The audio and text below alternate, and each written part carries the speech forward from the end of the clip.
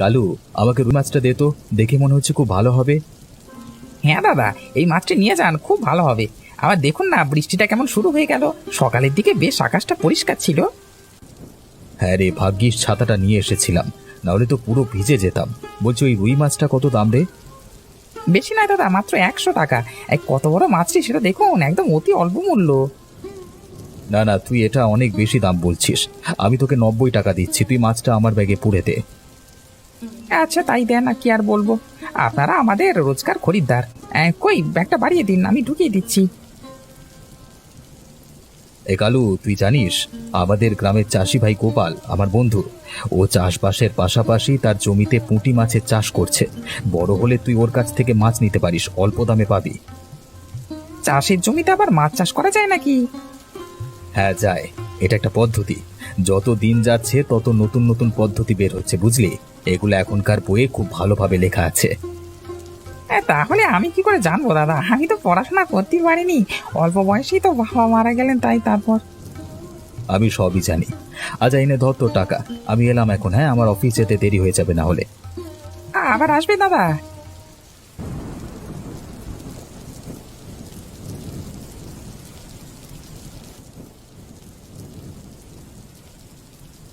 তুমি চলে এসেছো? আমি তোমার কথাই ভাবছিলাম, কিছু না খেয়েই তো বেরিয়ে গিয়েছিলে। এই নতুন ব্যাপারে আমার উত্তেজনা ততটাই বেড়ে গেছে যে খেতে হবে সেটাও ভুলে গেছি। যত সব উল্টো পাল্টা। আর মেঘামা, পড়াশোনা করছিস তো? ভালো করে পড়। দেখলি তো, তুই এত পড়াশোনা করিস বলেই আমাকে সাহায্য করতে পারলি। হ্যাঁ বাবা, আমি তো পড়াশোনা করছি, কিন্তু তুমি তোমার জমিতে পুঁটি মাছ ছেড়েছো? হ্যাঁ হ্যাঁ, হয়ে গেছে। জমিতে বেশ ভালো জল দাঁড়িয়েছে, ভালো রকম ভাবেই মাছগুলো থাকতে পারবে। বাবা জানো, আমার একটা কথা না খুব ভালো লাগলো। আমি ছোট হওয়া সত্ত্বেও তুমি আমার পরিকল্পনাটার গুরুত্ব দিলে। ছোট বড় দেখে কিছু হয় না রে। পরামর্শদাতাকে সকলেরই সমান চোখে দেখা উচিত। পরামর্শ তো পরামর্শই হয়, তাই না? বুঝলাম। তা তোমার সমস্ত কাজ শেষ হয়ে গেছে তো? হ্যাঁ গো, হয়ে গেছে। এবার বসে বসে বৃষ্টিতে চা খেতে খুব সুন্দর লাগছে। মেঘামা, তুই পড়। আর তুমি চুপ করো তো, ওর পড়ার ক্ষতি হচ্ছে। চলো আমরা ভেতরে গিয়ে কথা বলি। মেঘামা, তুই পড় কেমন।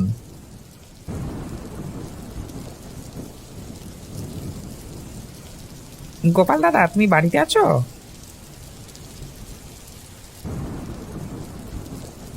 আরে কালু, তুই এখানে এমন সময়? বল, কি দরকার? শুনলাম নাকি তুমি তোমার চাষের ক্ষেতে পুঁটি মাছ চাষ করেছো, এটা কি সত্যি? হ্যাঁ রে, এটা একদম ঠিক কথা। ঠিকই শুনেছিস তুই, কিন্তু কেন বলতো? বলছি, তোমার মাছগুলো বড় হয়ে গেলে আমাকে বিক্রি করবে? তাহলে তোমার সমস্ত পুঁটি মাছ আমি কিনে নেব।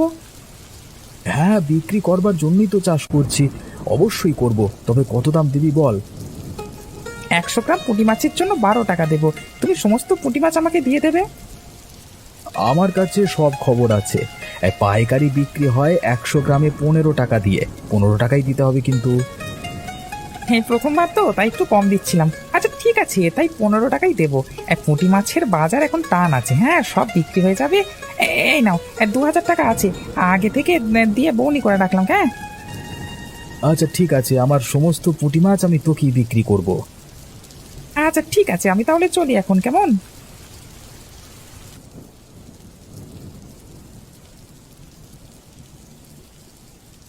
এসো এসো, খুশির খবর আমি সব শুনতে পেয়েছি। ও, তুমি সব শুনে নিয়েছো? তাহলে আর খুশির খবরটা দিলাম কোথায়? মা, কালকে কিন্তু তাহলে মাংস করতে হবে। অনেক দিন মাংস খাই না। আচ্ছা রে মা, হবে হবে। গিন্নি, এই টাকাটা এখন রেখে দাও তোমার কাছে। এই টাকা জমিয়ে রাখবে, কোনো খরচা করবে না। আচ্ছা ঠিক আছে, আমি সামলে রেখে দেব। তবে বহুদিন পর এরকম আনন্দের মুখোমুখি হলাম আমরা। এই সব কিছুটাই হয়েছে আমার বন্ধু নরেন্দ্র এবং আমার ছোট্ট মেয়ে মেঘার জন্য। এরা দুজন বুদ্ধি না দিলে সত্যি আমি কিছু করতে পারতাম না। আশা করছি আমাদের মেয়েটা বড় হয়ে অনেক দূর এগোবে। এই ছোট বয়সেই ওর এত বুদ্ধি। তোকে বড় হয়ে অনেক কিছু করতে হবে রে মা। হ্যাঁ মা, আমি করব। আমি তোমাদের নাম উজ্জ্বল করব। তাহলে এই টাকাটা আমি এখন আলমারিতে রেখে দিচ্ছি, তোমার যখন দরকার হবে আমাকে বলবে, আমি বের করে দেব।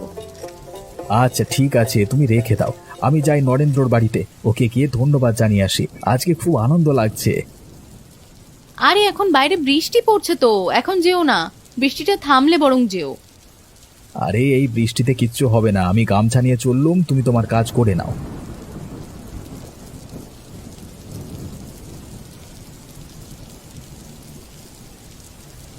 আরে কি ব্যাপার, আজকে এত খুশি খুশি লাগছে তোকে? আর তুই বাড়ি থেকে ছাতা নিয়ে বেরোসনি, বৃষ্টিতে ভিজছিস? আরে ওসব কথা এখন ছাড়, তুই আমার কথাটাকে শোন। তুই যে বলেছিলিস সে চাষের পাশাপাশি অন্য একটা রোজগার করবার কথা ভাবতে, আমি ভেবেছি সফল হয়েছি, বুঝলি? হ্যাঁ, আমি শুনেছিলাম তুই নাকি চাষের জমিতে পুঁটি মাছ চাষ করেছিস, তবে সফলতা পেয়ে গেলি এরই মধ্যে, সেটা কি করে বুঝলাম না তো। আজকে কালু আমাদের বাড়িতে এসেছিল, আমার সব পুঁটি মাছ কিনে নেবে বলেছে, কিছু টাকাও দিয়ে গেছে, তাই বলছি আমি সফলতা পেয়েছি। বাবা বাবা, খুব ভালো। আজকে আমাকে একটা কথা বলতো, এই পদ্ধতিটা তো বেশ মানে কেউ জানে না বেশি কেউ, তবে তুই কোত্থেকে জানলি? আমিও জানতাম না রে, আমার মেঘামা আমাকে এই পরামর্শ দিয়েছে, তাই জন্য আমি চাষের পাশাপাশি পুঁটি মাছেরও চাষ করতে পেরেছি। মেঘা বইতে কোথাও একটা পড়েছিল, সেটাই আমাকে বলল। গোপাল, সত্যি আমি তোকে সম্মান জানাচ্ছি। অনেক তো ছোটদের কথায় কোনো পাত্তাই দেয় না অনেকে, তবে তুই তোর মেয়ের কথা শুনে এই চাষ করলি, দেখ সফলতাও পেয়ে গেলি। বন্ধু, আমি মনে করি পরামর্শদাতা ছোট হোক কিংবা বড় হোক, সেটা নিয়ে কোনো কিছু যায় আসে না, দেখতে হবে সে পরামর্শটা কেমন দিচ্ছে, ভালো নাকি খারাপ। একদম ঠিক কথা বলেছিস, এই মনোভাব নিয়েই তুই থাকিস, একদিন অনেক বড় হবি। আচ্ছা আমি এখন যাই, বুঝলি, এমনিতেই অফিসের জন্য দেরি হয়ে গেছে। আচ্ছা ঠিক আছে, তুই যা, একদিন আসিস আমাদের বাড়িতে, খাওয়া দাওয়া করে যাবি। আর তুই বলেছিস বলি আমি অন্য আরো একটা রোজগারের পথ ভেবেছিলাম, সাফল্য পেয়েছি, তাই দাওয়াতটা আমার তরফ থেকে রইল, কেমন? একদম, অবশ্যই যাব, তবে বেশি কিছু খাবো না, পুঁটি মাছ খাবো, তোর চাষ করা পুঁটি মাছ, বুঝলি? আচ্ছা আচ্ছা, তাই হবে।